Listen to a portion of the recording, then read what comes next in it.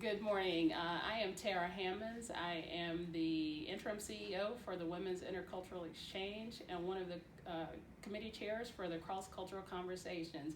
And I'm here today with Lindsay Munns, and we're talking about why is it so difficult to have conversations about race. And Lindsay, I was mentioning to you that on my way over here just this morning, I was listening to CNN, and there was a story about a CEO out of Boston who decided to have a full day of conversation about race after the shooting in Alabama and all of the police-motivated shootings that have happened in the U.S. He decided that it was time for his company to have a conversation about race.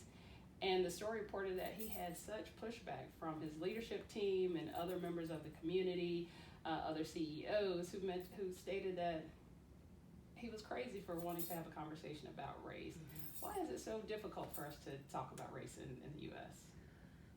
You know, I've been thinking a little bit about this, in anticipation of our discussion, and I guess I can just speak personally. I think on one hand, there's a fear of offending or a fear of making somebody upset or angry by asking an honest question about somebody's culture, because either the question comes from an implicit bias or a stereotype that you have been fed through movies or film or family that may offend the person that you are engaging, or feeling like, why don't I know this? I should know this. I'm afraid to ask. I think, though, it's all centered around fear of confrontation, fear of conflict. And I find what's so interesting about it is that fear of having the honest conversation and that misunderstanding is actually what probably fuels a lot of the major conflict to begin with, versus if we were able to really understand one another on a human level, understand the things that you deal with, the things that I deal with, really be able to ask those things that we're dying to know about each other's culture that we don't know, is it true what I heard, etc., and do that in a safe space would probably create a scenario that would be much better for our community, for ourselves, etc. But I think it's fear. I really do. I agree wholeheartedly, and that's why I'm so excited about our cross-cultural conversation program.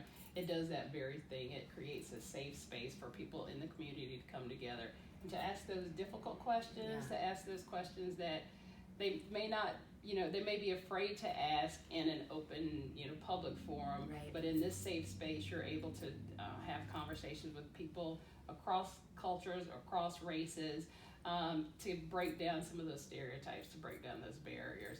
Tell me, in your personal experience, what has been the benefit of having these difficult but very vital conversations around race and inclusion? So for me, I think that what it has allowed me to do is have an intimate conversation, to connect on a human level that allows me to connect with you, for example, as a mom, as a professional, as a community member, and not as black and white or Jewish, not Jewish. I think that by doing that, by asking about how do you do your daughter's hair, or what do you make for dinner, or how do you balance work and family, etc., what you start to figure out is how much more we have in common than we have different. You also, quite frankly, don't laugh, but you actually, quite frankly, figure out that there's things that you can take from one another's day-to-day life and incorporate it into your own.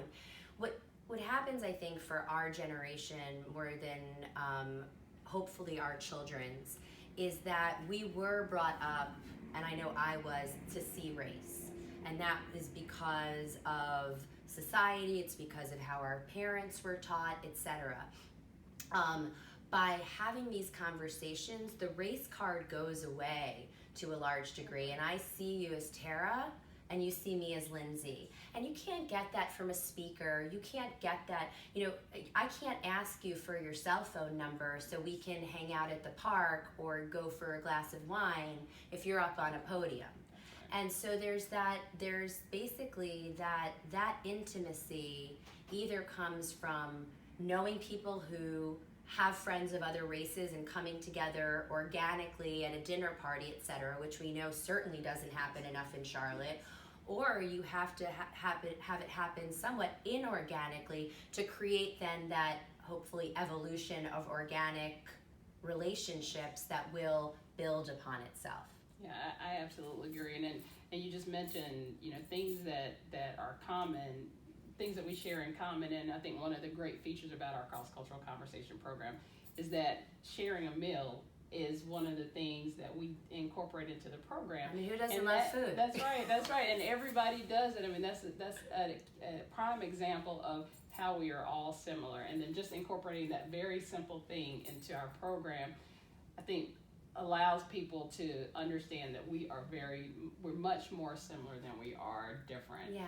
And so hopefully these conversations around race, around inclusion, will break down those barriers, break down stereotypes, and then begin to allow people to, like you said, see each other as individuals, as human beings, and you learn who that person is as an individual, not as part of a group.